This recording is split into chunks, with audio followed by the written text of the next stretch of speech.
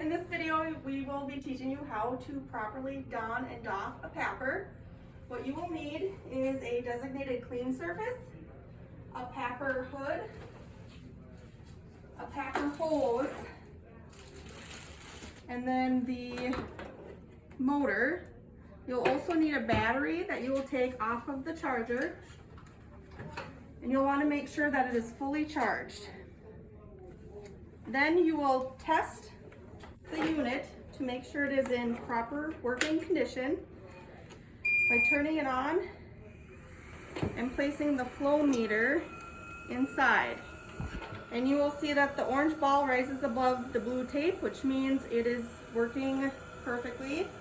You'll also notice the filter life right here, the battery life, and then the flow rate. And it's on standard flow rate right now, which is what is recommended.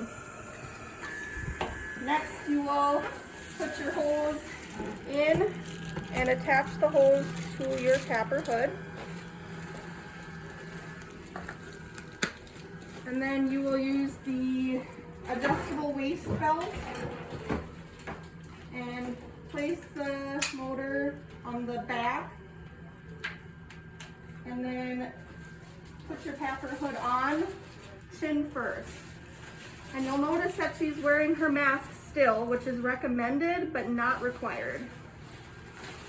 You'll want to note when you put your hood on that the gray piece goes straight across the forehead, and make sure that the air hose is unplugged from any ponytails or hats.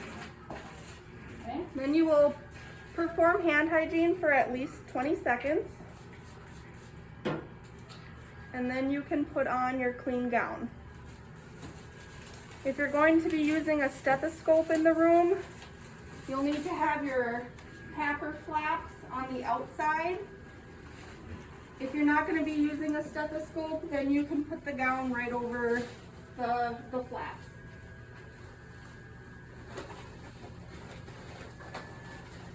And then tie it in the back.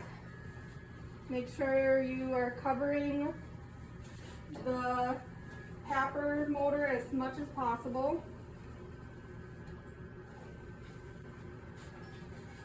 And then you can put on your clean gloves.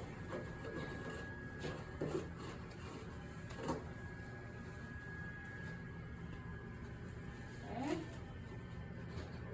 Then you would enter your room, do your procedure as needed, and then before coming out or exiting your room is when you're going to want to doff your gown. So we're going to pretend that we're in the room here, and before coming out of the room, I'm going to doff my glove. So first thing you're going to want to do is break the wrist, or break the straps at the waist, and then you'll want to break away the straps at the neck.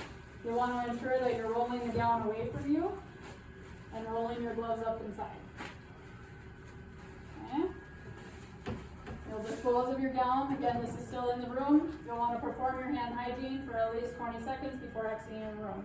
And of course, you'll be touching the doors and coming back out. So then when you come out, you want to again make sure you're using your hand hygiene for at least 20 seconds.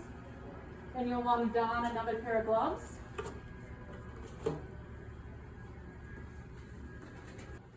Next, we have a designated dirty section, and this is where you're going to clean off your PAPR. Okay, so we're going to unlatch our belts, drop that to the dirty cart, then we will remove our PAPR hood, drop that to the cart, and now you've just touched your PAPR, which is considered dirty. So we're going to remove our gloves, perform hand hygiene, so they're mounted, recommended 20 seconds. We'll grab a new pair of gloves. Okay, when cleaning the PAPR hood, you can go ahead and take the spray bottle of approved solution and go ahead and spray the entire hood real good.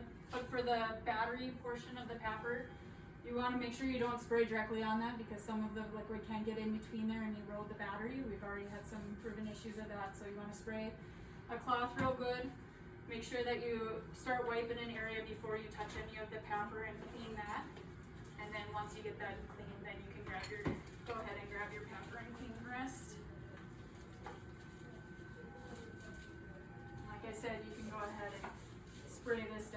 good, and then you'll want to spray your dirty section. Okay, and then you'll move this to the clean area. Okay, and then you'll make sure you'll remove your gloves and perform hand hygiene.